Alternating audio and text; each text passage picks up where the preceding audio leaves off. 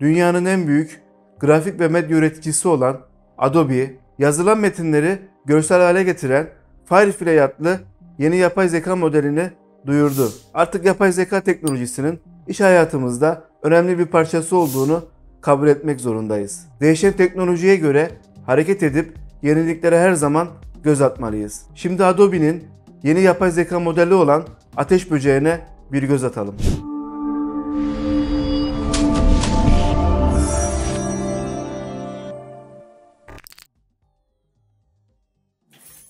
İncelememize geçmeden önce birkaç bir şey söylemek istiyorum. Adobe'nin yaptığı açıklamaya göre yeni gelen yapay zeka özelliğini özellikle Photoshop ve Illustrator'a entegre edeceğini açıkladı. Bu ne zaman olur, süre nasıl işler onu bilemem ama çok uzun süreceğini de zannetmiyorum. Creative Cloud veya Adobe'nin kendi üzerinden Photoshop Premiere Pro ve diğer uygulamaları kullanan kullanıcılar bu özelliklerden ne kadar faydalanacak onunla alakalı bir açıklama yapılmadı. Dediğim gibi yakın zamanda entegre edeceğini açıkladılar. Zaten şu anda gördüğünüz gibi beta olarak test halinde kullanıcılar kullanabilir. Beta sürümüne katılın dediğimizde Firefly'in kendi sitesine yönlendirmesini yapmakta.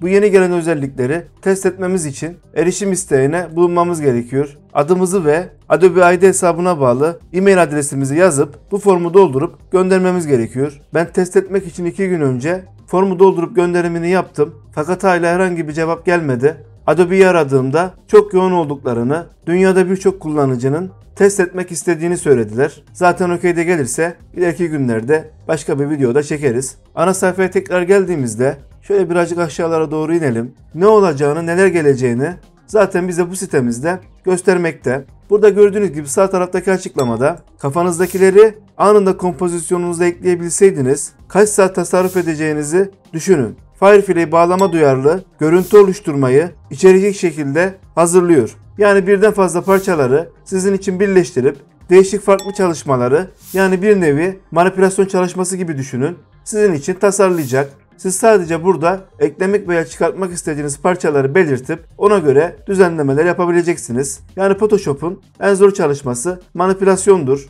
Puzzle'ları, parçaları birleştirip kreatif tarzda değişik farklı çalışmalar, tasarımlar hazırlayabiliyorduk. Tabii ki bu bizim saatlerimizi, zamanımızı almaktaydı.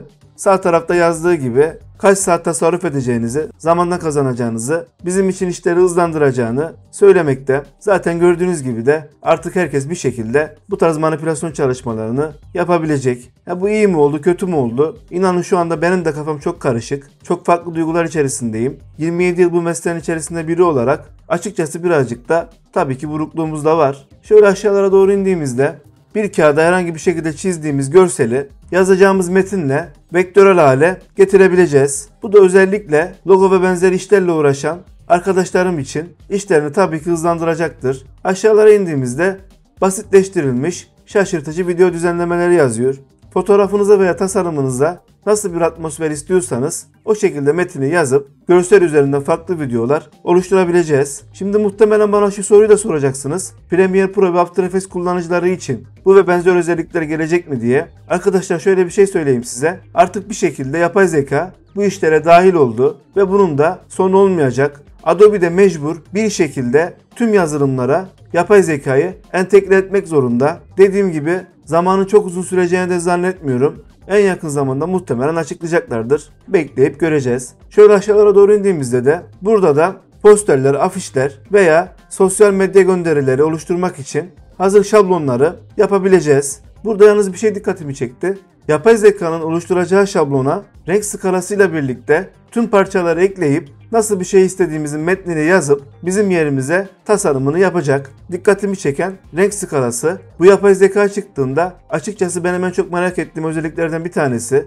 Bakalım bekleyip göreceğiz. Şöyle biraz daha aşağılara indiğimizde 3D gerçekçi görüntüler oluşturabileceğiz. Yani gerçekten 3-5 ay içerisinde her şey birden değişti. Olay çok farklı bir boyuta doğru ilerlemekte. Tekrar beta sürümüne katıl dediğimizde burada daha farklı nelerin geleceğini görebiliriz. Metinden resme, yani ayrıntılı bir metin açıklamasından benzersiz görüntüler oluşturabiliriz. İstediğimiz yazı karakterine değişik farklı dokular uygulayabiliriz. vektör çalışmalarını renklendirme yapabiliriz. Şöyle keşife geldiğimizde bu videoyu açıp yeni gelecek tüm özellikleri inceleyebilirsiniz. Gerçekten inanılmaz işler oluyor sevgili arkadaşlar. Açıkçası ben de çok şaşkınlık içerisindeyim. Saatlerce, günlerce uğraştığımız işler yapay zeka sayesinde artık saniyeler içerisinde karşımıza gelecek. Mesleki açısından yapay zeka olayı nasıl etkileyecek onu da pek yakında göreceğiz. İstesek de istemesek de bir şekilde teknolojiye göre hareket etmemiz gerekecek. Özellikle genç arkadaşlarım, canınızı da hiç sıkmayın.